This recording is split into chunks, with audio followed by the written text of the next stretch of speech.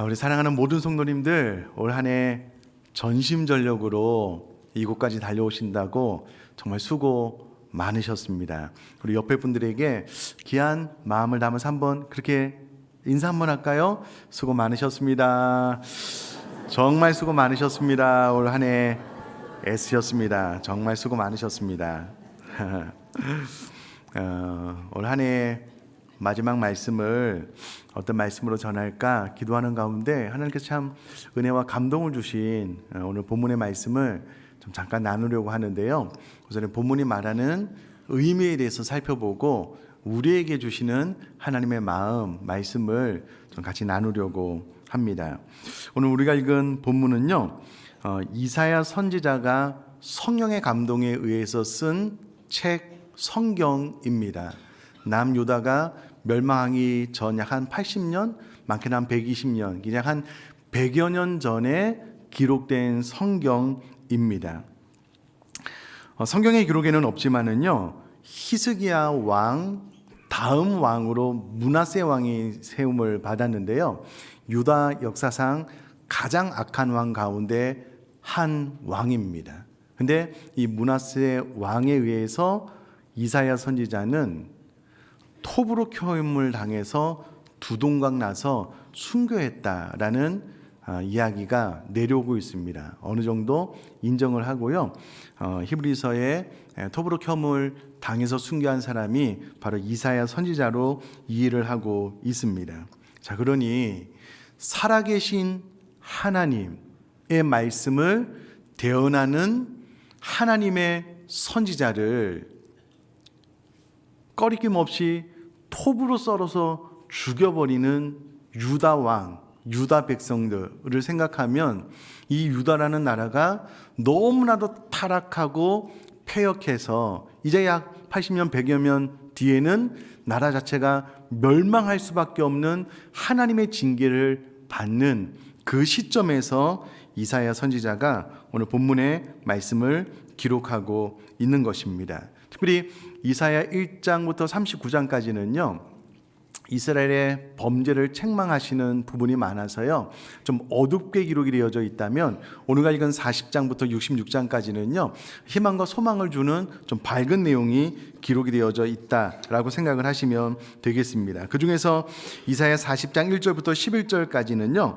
장차 선민들 가운데 내려진 징계가 종료가 되고 하나님께서 임재하셔서 유다 백성들을 바벨론 포로에서 귀한 본토로 돌아오게 될 내용과 또 역사의 끝자락에 있을 내용에 대해서 예언을 하고 있다라고 생각을 하시면 되겠고요. 그 가운데 1, 2절 말씀은 선민 징계가 종료 선언될 것이다. 그리고 그러므로 선민을 위로할 것에 대한 명령이 선언되어지고 있다라고 생각을 하시면 좋겠습니다. 1, 2절 말씀을 좀 간단하게 살펴보면 이스라엘 백성들은 타락의 끝, 이 므낫세 왕, 그 이후로 세워질 유다 왕들도요, 정말 패역한 타락의 끝판왕들이었거든요. 그들의 범죄로 말미암아 하나님께서 유다 백성들을, 제가 이제 이후로 이스라엘 백성이라고 이야기할 텐데요, 유다 백성 이꼬르 이스라엘 백성들입니다.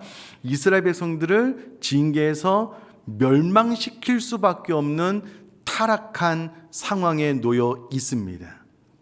그런 이스라엘 백성들을 향하여서 40장 1절 부분에 보면 너희의 하나님이 이르시되 너희는 위로하라 내 백성을 위로하라 라고 명령하고 있습니다. 그와 같은 이스라엘 백성들을 향하여서 내가 누구냐면 너희의 하나님, 너희는 나의 백성이다 라고 선포하고 있는 겁니다. 아마 여러분들은 그렇지 않으시겠지만 저도 딱 한 번 정도 있었던 것 같아요. 아들이 너무 미워가지고 이놈의 자식 호적에서 파버릴까? 딱 한 번 정도 해본 적이 있는데요. 너무 미우면 그렇게 할 수 있잖아요. 근데 하나님께서는 그런 이스라엘 백성들을 향하여서 너희의 하나님이, 너희 아버지가 너희에게 이른다, 이렇게 기록이 되어지고 있습니다. 참 이스라엘 백성들의 상황만 보면 참 패역한 백성이고 멸망을 앞두고 있을 만큼 타락의 끝을 달리고 있는데, 그런 하나님께, 그런 이스라엘 백성들에게 하나님께서 이후의 메시지를 전하실 때에 따뜻하게 너희의 하나님이, 너희의 아버지가 너희에게 말한다, 이렇게 기록이 되어져 있습니다. 무엇이라고 이야기를 하고 있냐면, 너희는 위로하라, 내 백성을 위로하라 라고 기록이 되어져 있는데요, 원어로 보니까 나무라는 단어가 2회가 반복되어서 사용되어지고 있음을 볼 수가 있습니다. 이 단어의 원형은 나음인데요, 이 나음은 숨을 우리가 깊게 내쉴 때가 있잖아요. 이렇게 내쉴 때가 있잖아요. 숨을 크게 쉬는 모습에서 유래한 단어인데요, 힘들고 어려움에 처한 사람 가까이 다가가서 위로하고 격려하는 의미가 담긴 단어입니다. 그러니까 한숨을 이렇게 확 내쉴 수밖에 없는 큰 힘들고 어려움에 처한 사람들, 그 사람들 가까이 다가가서 위로하고 격려한다라는 의미가 있는 단어를 2번이나 반복해서 쓰고 있고요, 원어의 의미를 더 실감나게 전달을 하면 반드시 지속적으로 위로하고 또 위로하여야 된다라는 의미를 1절에서 전달을 해주고 있습니다. 자, 여기서 위로를 받아야 될 대상은 정확하게 이스라엘 백성들입니다. 그런데 도대체 이 이스라엘 백성들을 누가 위로해야 되느냐라고 했을 때에 명확하지는 않지만 2가지로 우리가 알 수 있는 것은, 첫째는 하나님께서 세우신 선지자들입니다. 선지자들을 통해서 하나님은 이스라엘 백성들을 위로할 것을 명령하고 있고요, 또 선지자들을 통해서 위로를 받은 이스라엘 백성들이 서로를 위로할 것을 명령하고 있다라고 생각을 하시면 되겠습니다. 하나님께서 내 백성을 위로하라 라고 기록이 되어져 있는데요, 이제 이스라엘 백성들은 본인들의 죄 때문에 나라가 망할 것이고요, 바벨론의 포로로 잡혀가게 될 것입니다. 여러분, 나라가 망하는 것은 큰 고통이잖아요. 포로 생활, 편하지 않은 고생길이 열리게 된 겁니다. 그것도 70년 동안이나. 정말 이스라엘 백성들은 바벨론 포로로 잡혀가서 을레강변에서 하염없이 울었거든요. 그 모진 시간을 견디고 이겨나가야 될 이스라엘 백성들을 생각하면서 하나님은 선지자들에게 그들을 위로할 것을 명령하고 있다라는 겁니다. 이게 좀 이해가 안 되는 것이 무엇이냐면요, 이스라엘 백성들이 죄가 너무 가득해서 하나님께서 징계하시는 거예요. 이제 약 80년, 100년 뒤에는 그들이 포로로 잡혀가서 고생을 해야 되는 거예요. 그런 이스라엘 백성들을 바라보면서 하나님께서 이사야 선지자를 통하여 네가 많은 선지자들을 명하여서 그와 같은 고생길이 열리는 이스라엘 백성들을 위로할 것을 명령해라 라고 말씀하신 거예요. 자, 그러니까 하나님께서는 이스라엘 백성들을 징계하시지만 그 본심이 너무나도 이스라엘 백성들을 사랑하는 마음이 커서 그들의 범죄로 말미암아 징계를 받아 나라가 망하고 바벨론에서 포로로 생활을 해야 되는데, 그 생활이 너무나도 고달프고 힘들 것을 아시기 때문에 그 기간에 선지자들을 통해서 이스라엘 백성들을 위로해야 된다라고 이사야에게 말씀하고 있는 것입니다. 근데 이 위로를 어떻게 해야 되느냐라고 했을 때에 2절에 보니까는요, 너희는 예루살렘의 마음에 닿도록 말하며 그것에게 외치라. 그 노역의 때가 끝났고 그 죄악이 사함을 받았느니라. 그의 모든 죄로 말미암아 여호와의 손에서 벌을 배나 받았느니라 할지니라 하시니라. 아멘. 문자적으로 보면은요, 너희들은 예루살렘의 마음에 말하라 라는 의미가 되는데, 여러분, 선지자들이 이제 포로 생활 가운데 죽을 고생을 하고 있는 그들에게 위로를 해야 된대요. 근데 이 위로를 어떻게 해야 되냐면 마음에 와닿도록 위로를 하라라고 명령을 하고 있는 겁니다. 그냥 귀로 스쳐 지나가면서 그냥 하나님께서 너희들과 함께 하셔, 회복시켜 주실 거야, 이게 아니고요, 진짜 진심을 다하여서 마음을 다하여서 이 위로를 받는 상대방의 마음에 와 닿도록 위로할 것을 명령하고 있다라는 겁니다.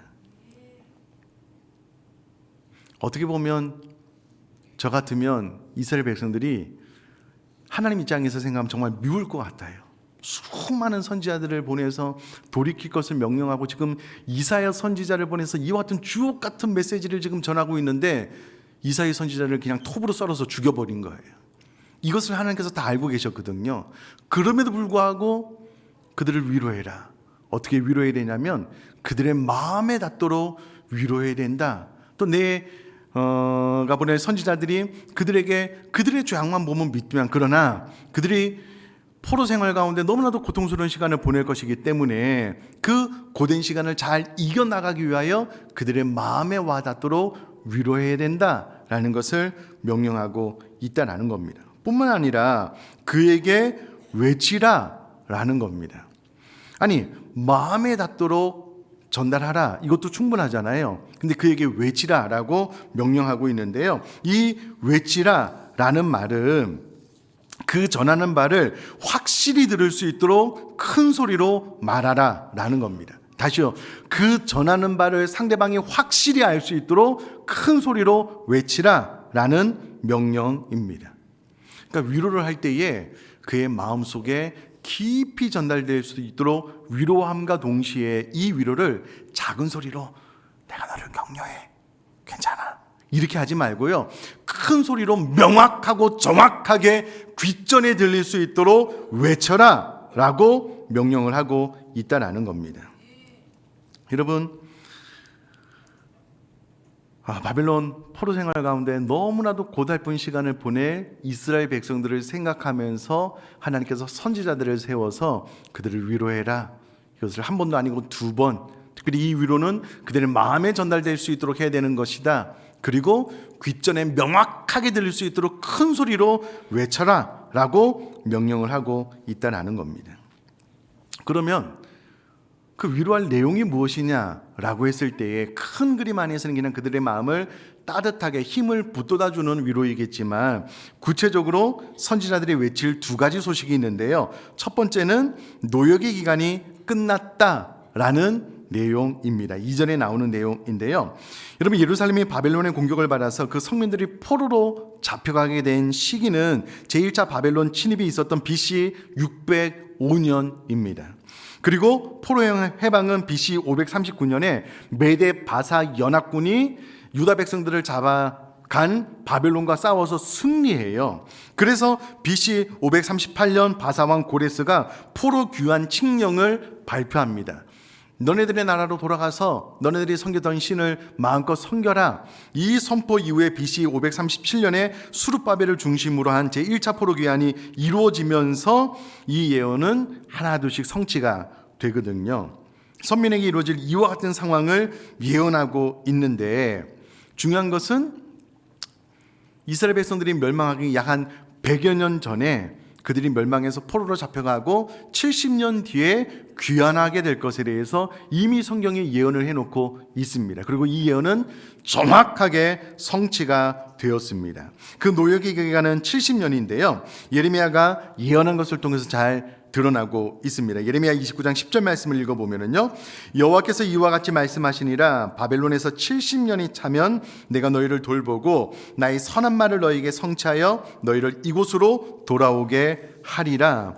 정말 이 예언대로 이스라엘 백성들은 70년 만에 돌아왔는가? 돌아왔습니다. 역대하 36장 21절 말씀 보면은요, 이에 토지가 황폐하여 땅이 안식년을 누린 같이 안식하여 70년을 지냈으니 여호와께서 예레미야의 입으로 하신 말씀이 이루어졌더라.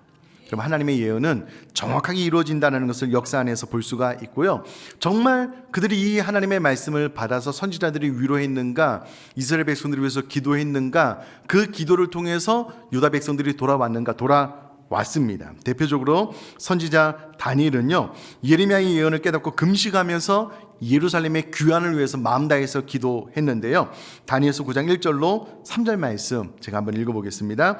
메대 족속 아하수에로의 아들 다리오가 갈대아 나라 왕으로 세움을 받던 첫 해, 곧 그 통치 원년에 나 다니엘이 책을 통해 여호와께서 말씀으로 선지자 예레미야에게 알려주신 그 연수를 깨달았나니 곧 예루살렘의 황폐함이 70년 만에 그치리라 하신 것이니라. 내가 금식하며 베옷을 입고 죄를 덮어쓰고 주 하나님께 기도하며 간구하기를 결심하고. 그럼 선지자 다니엘은요, 예레미야를 통해서 주신 말씀을 깨닫고 금식하며 마음 다해서 기도했고요. 하나님은 이 기도를 사용하셔서 하나님께서 미리 예언을 하셨음에도 불구하고 이 기도를 사용하셔서 하나님이 말씀하신 것을 이루셨습니다. 제가 한 곳만 더 살펴볼 텐데요. 느헤미야 1장 4절로 7절까지 말씀인데요. 내가 이 말을 듣고 앉아서 울고 수일 동안 슬퍼하며 하늘의 하나님 앞에 금식하며 기도하여 이르되 하늘의 하나님 여호와 크고 두려우신 하나님이여 주를 사랑하고 주의 계명을 지키는 자에게 언약을 지키시며 긍휼을 베푸시는 주여 간구하나이다. 이제 종이 주의 종들인 이스라엘 자손을 위하여 주야로 기도하오며 우리 이스라엘 자손이 주께 범죄한 죄들을 자복하오니 주는 귀를 기울이시며 눈을 여시사 종의 기도를 들으시옵소서. 나와 내 아버지의 집이 범죄하여 주를 향하여 크게 악을 행하여 주께서 주의 종 모세에게 명령하신 계명과 율례와 규례를 지키지 아니하였나이다. 아멘. 이와 같은 선지자들 주의 종들을 세우셔서 이스라엘 백성들의 죄를 회개케 하시고 이 기도를 들으시고 하나님께서 정확한 때에 유다 백성들을 본토로 돌아오게 하셨다라는 겁니다. 그러니 너희들은 때가 돼서 귀환하게 될 것이다. 너희 노역의 기간은 70년이다. 때가 되면 돌아오게 될 것이다 라고 위로할 것을 이야기를 해주고 있습니다. 사랑하는 성도님들, 우리가 어떤 고통을 당할 때요, 그 고통이 언제쯤 끝날 것이다 라는 것을 알면 그 고통을 이겨나가기가 쉽습니다. 하나님께서 미리 이스라엘 백성들에게 70년이라는 시간을 알려주셨고요, 그 기간이 끝나면 돌아오게 될 것이다 라는 위로의 말씀을 선지자를 통해서 전달하게 함으로써 그들로 하여금 힘을 얻게 하셨다라는 겁니다. 자, 선지자들이 백성들에게 외쳐야 될 두 번째 내용이 무엇이냐면요, 사죄에 관한 선언입니다. 40장 2절에 그 죄악이 사함을 받았느니라.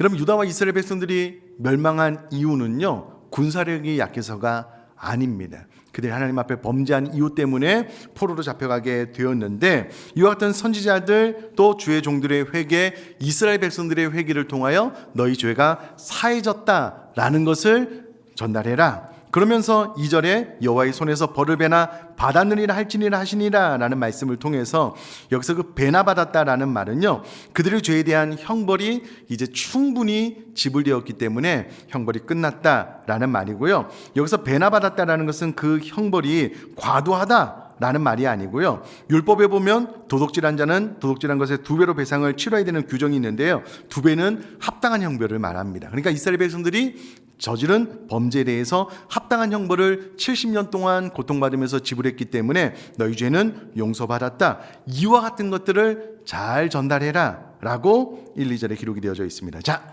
여기까지 본문이 말하는 의미를 전달하고 우리에게 주시는 교훈을 나누려고 하는데요. 자, 지금까지 말씀을 정리해 보면 남유다 이스라엘 백성들은요, 살아계신 하나님, 그리고 하나님께서 직접 세우신 이사야 선지자를 통하여 하나님의 음성을 들었음에도 불구하고 그 선지자를 톱으로 그냥 썰어서 죽일 만큼 패역하고 타락했습니다. 더 이상 회생, 더 이상 회개, 돌이킬 자기 정화 기능을 다 잃어버리고요, 이제 하나님의 징계만 앞두고 있는 상황입니다. 그리고 그들은 나라가 망하고 바벨론 포로로 잡혀가서 70년이라는 기간 동안 고생할 것이 눈에 뻔한 거예요. 불보듯 뻔한 거예요. 그래서 하나님께서 그들에게 이 70년이라는 기간을 잘 이겨나갈 수 있도록 이사야 선지자를 통하여 그들을 위로할 것을, 그리고 이후로 하나님께서 선지자를 세우실 건데 그 선지자들을 통하여 이스라엘 백성들에게 위로해라 라는 말을 2번이나 반복하여서 강조할 뿐만 아니라 이 위로를 그냥 하는 것이 아니고 마음에 닿도록, 특별히 크게 외침으로써 정확하게 귀에 들리고 정확하게 이 위로를 받아들일 수 있도록 할 것에 대해서 이사야를 통해서 명령하고 있다라는 겁니다. 이 상황을 잠깐만 생각을 해보면 이게 되게 아이러니해요. 이게 말도 안 되는 상황입니다. 이스라엘 백성들은 자기 죄로 나라가 망하게 될 것이고요, 자기 죄 때문에 포로로 잡혀가게 될 것이고요, 자기 죄 때문에 고통을 당해야 돼요. 힘든 시간을 보내야 돼요. 하나님께서 징계하셨기 때문에 그렇습니다. 그런데 하나님께서 보시기에 이스라엘 백성들이 70년 동안 고된 포로의 생활할 것이 너무 안타까운 거예요. 그래서 위로하고 계시는 거거든요. 격려하고 계시는 거거든요. 그러면 이 말씀을 전했던 이사야를 한번 생각을 해보자고요. 이사야가 정말 이 하나님의 말씀을 잘 담아서 내가 너희들을 위로한다. 하나님께서 위로하라고 했다. 반드시 너희들의 노역의 때가 끝나고 죄가 용서함을 받고 회복될 것이다. 막 선포하다가 본인은 톱에 잘려서 죽었어요. 이게 뭐냐고요. 지금 이 상황을 가만히 생각을 해보면 뭔가 말이 안 되고 앞뒤가 안 맞는 상황이잖아요. 여러분, 이 상황을 통해서 우리는 하나님의 마음을 알 수가 있어요. 하나님의 마음. 올해 우리 교회에게 주신 표가 전심전력이잖아요. 저도 나름대로 전심전력해서 올 한 해 잘 달려왔다라고 생각을 합니다. 돌아보면 부족한 것이 많아요. 죄도 많이 지었고요. 하나님의 마음을 아프게 해드렸던 시간들도 많이 있었던 것 같습니다. 그러면 이런 저에게 하나님께서 책망하시고 이스라엘 백성들처럼 너 가만히 안 둬 징계하는 것이 마땅한데 연말에 우리의 끝자락에 우리 성도님과 어떤 말씀을 나눌까요? 기도하는 가운데 이 말씀을 하나님께서 주신 거예요. 제 마음속에 그렇게 이야기를 하셔요. 우리는 하나님의 자녀이고 하나님의 백성인 줄 믿습니다. 우리가 어떤 잘못, 어떤 죄 저질렀는지, 내가 성공적인 삶을 살았는지 그렇지 못했는지 그것과 상관없이 우리는 하나님의 자녀이고 하나님의 백성인 줄 믿습니다. 하나님께서 그 부분을 말씀하셔요. 네가 잘해서 잘나서 올해를 훌륭하게 잘 살았기 때문에 내가 너를 위로하고 격려하는 것 아니다. 네가 내 자녀이고 내 백성이기 때문에 너희 존재 자체로 내가 너를 위로하고 너를 격려한다. 내가 너를 아끼고 내가 너를 사랑한다. 이 마음이 자꾸 들어요. 하나님께서 어루만져 주시는 것 같아요. 자, 그러면 이 말씀을 일단은 저 우리 사랑하는 성도님들이 아멘으로 받으셨으면 좋겠어요. 내가 올해 그렇게 대단한 사람도 아니고 하나님 앞에 큰일 하지 못했지만 내가 어떤 일을 잘해서 하나님께서 나를 위로하고 격려하는 것이 아니라 나의 존재 자체로 하나님께서 위로하고 격려해 주시구나라는 것을 잘 받으셨으면 좋겠습니다. 제가 설교 준비를 다 끝내놓고 토요일로 기억을 하는데요. 잠깐 TV를 보다가 유퀴즈에서 또 제가 개인적으로 좋아하는 김창훈 교수님이 나오셨더라고요. 이제 이런저런 이야기 하는데 교수님이 그런 이야기 하셔요. 그리고 한국 사람들은 어렸을 때부터 뭔가를 잘했을 때 칭찬을 받았대요. 성적이 좋거나 어떤 일을 성취를 했거나 그러면 부모님으로부터 칭찬을 받았대요. 그래서 우리가 칭찬을 받을 때는 뭔가 잘해야지만 받는 걸로 인식을 하고 커왔대요. 근데 신의 사랑에 가장 가까운 것은 존재 자체를 인정하고 존재 자체를 사랑하고 존재 자체를 칭찬하고 격려하는 것입니다. 저는 그렇게 이해를 했어요. 와, 설교 준비를 다 해놓고 그 이야기를 듣는데 그 이야기가 마음속 깊이 다가오더라고요. 우리는 자꾸 무엇을 잘해야지만 하나님께 사랑도 인정도 축하도 위로도 받는다라고 생각을 하지만 성경은 전혀 그렇지 않습니다.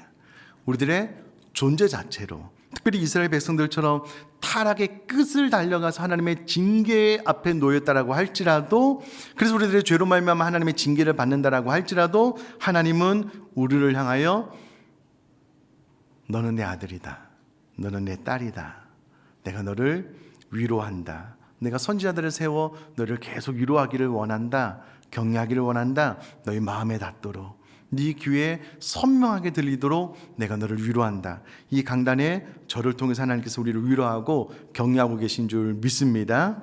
그러면 이 위로와 격려를 아멘으로 잘 받으시면 좋겠어요. 나의 존재 자체를 하나님께서 인정해 주시는구나. 내가 이스라엘 백성들처럼 타락하고 범죄해도 하나님께서 나를 있는 모습 그대로 받아주시고 위로하고 격려해 주시는구나 라는 이 메시지를 아멘으로 받으셨으면 좋겠고요. 한 걸음 더 나아가서 이 이야기를 들은 이사야 선지자가 선지자들에게 명령하는 거예요. 또 이와 같은 교훈을 듣는 이스라엘 백성들에게 명령하는 거예요. 선지자들은 이스라엘 백성들은 선지자에게 들은 말을 듣고 서로가 서로에게 위로해라, 마음에 닿도록 그 귀에 외쳐라 라고 명령하고 있는 겁니다. 그럼 이렇게 적용을 해야 되겠죠. 올해 끝자락에 내 남편을, 내 아내를, 우리 부모님을, 우리 자녀들을 어떻게 위로할까? 특별히 어떻게 그 마음에 닿도록 위로할까? 내 위로가 흐지부지 되는 것이 아니고 귀에 분명하고 선명하게 들릴 수 있도록 어떻게 위로하고 격려할 수 있을까라는 것을 고민하시고 생각하시면 좋겠어요.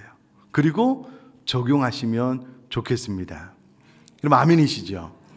생각해 보면 여러분, 우리 가족들이 나에게 잘하고 그 삶의 어떤 성과를 내어서 칭찬하고 격려하는 것은 쉬운 일이에요. 누구나 다 할 수 있는 일입니다. 그런데 내 사랑하는 가족들이 눈에 가시 같아요. 이걸 그냥 막 어떻게 해버리고 싶어요.